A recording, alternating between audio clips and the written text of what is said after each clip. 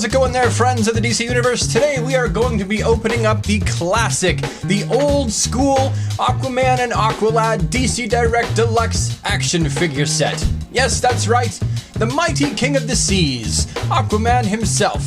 The set includes Aquaman's Trident, a Seahorse base, swimming wave base, and interchangeable hands for exciting action poses.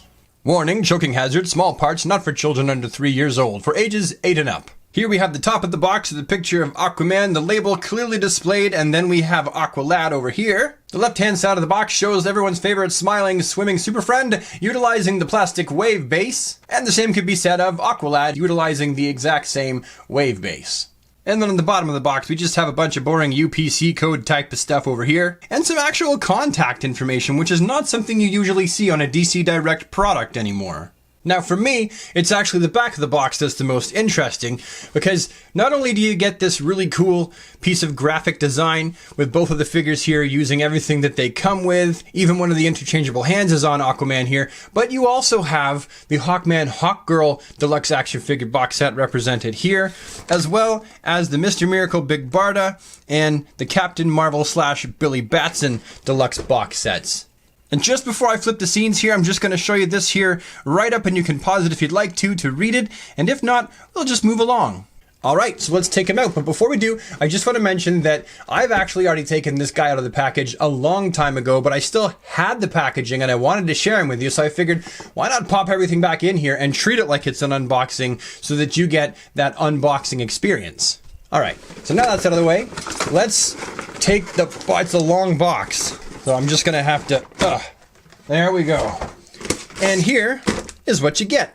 So first, you get Aquaman, the heir to the throne of Atlantis and king of the 7 seas. Then, you also get Aqualad, bright red and bright blue, hard to mistake as anyone else. You get Aquaman's noble steed, the Seahorse, with his chains reins. Well, they're reins, right? And they're made out of chains. I don't know what you call it there. The chains reins. The swimming wave base, and also Aquaman's extra hands down here. Not a bad setup, and for the year 2001, this was a whole lot to come in one package. This really was a deluxe action figure set for back in the day. Oh yeah, and you got Aquaman's Trident, and you can see that it's a trident because it has 3 pitchfork points in the end and not 5. This is probably one of my favorite Aquaman Tridents to date. Now, it would usually be right about now that I would pop Aquaman on my rotaty spinny thing, only it's dead. However, we can still do a sassy foot to head shot for you for front and back, so let's do that. Aquaman, Aquaman, no one greater than Aquaman, king of Atlantis, king of the sea. So as we can see here, the Silver Age box set Aquaman figure does a pretty good job of actually looking like he did in the Silver Age. For one, if we just start with the head, the blonde hair is nice and tousled, and you got some shadowing in the hair there, and he has that big, happy Aquaman smile. That is such a Super Friends Aquaman, as in hands on hips and chuckling with the rest of them. Ha ha ha ha ha. Which brings us to the articulation of this Aquaman figure, which is not too common for the DC Direct figures of the day.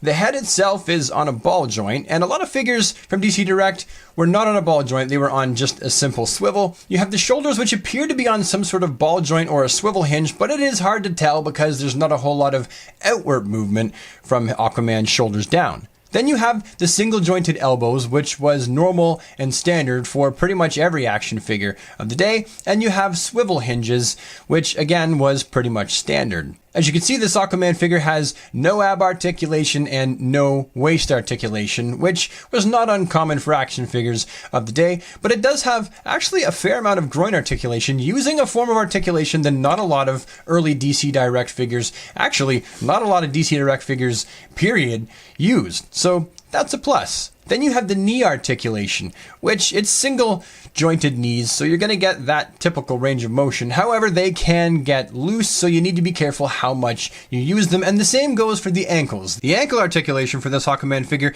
is something altogether different that they didn't usually opt in to do with a DC Direct figure, having a ball joint here in the ankle, which gave the Aquaman ankles that could turn all the way around and move backwards and forwards. Although, you know, I gotta say, that's not a lot of articulation, but it is definitely better than most DC Direct figures of the day. However, much like the knees, with the ankles, you need to be careful that they don't become loose, because then standing up the action figure becomes a big chore. Except for right now, when Aquaman makes me look like a liar. Here's what it looks like when you switch out the hands that he came with on the box. You have that swimming hand, and I guess that's supposed to be a swimming hand too. Hold on, see, look, the articulation stuff I was telling you about with the ankles and the knees. Ha!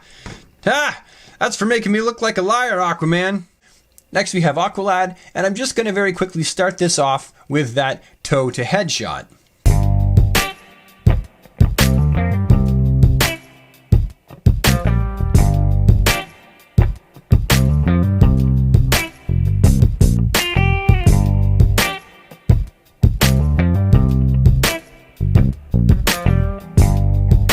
Now, as a DC fan, I'm equally as tickled with this Aqualad figure as I am with Aquaman, because there's a lot of things that they did right. For one, the paint on this figure, much like the Aquaman, is incredibly vibrant and looks fabulous.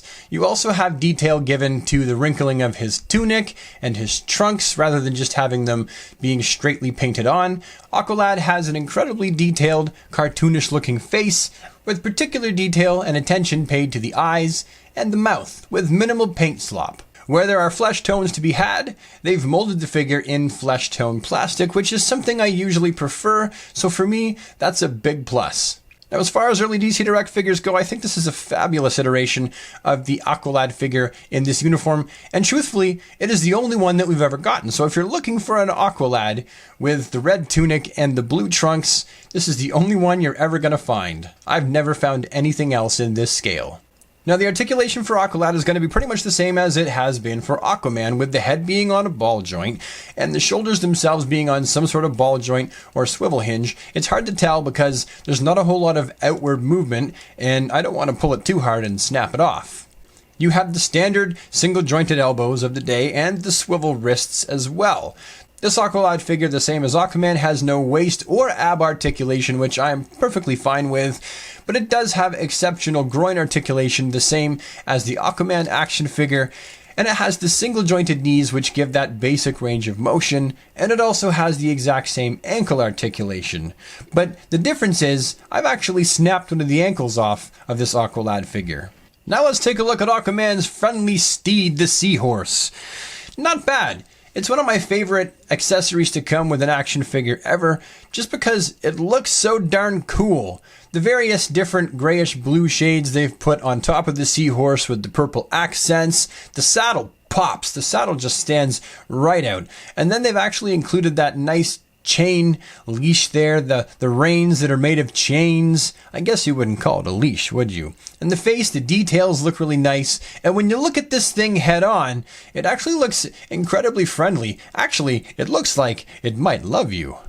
Now, my only complaint in regards to the Seahorse really has nothing to do with the Seahorse, actually, and everything to do with Aquaman. And that's the fact that Aquaman has an open hand on his right-hand side, and even the hand that he comes with is another open hand, but they're both on the right-hand side, and there is no extra open hand on the left-hand side. It's a swimming hand, which means when you want to pose Aquaman on the Seahorse base, he can hold the chain, or he can hold his trident. He can't actually hold both because he only has open hands on one side. So I think that's a bit of an oversight on DC Direct's part. They should have given us two open hands, one on each side, so that we could hold the trident and the Seahorse and look particularly badass.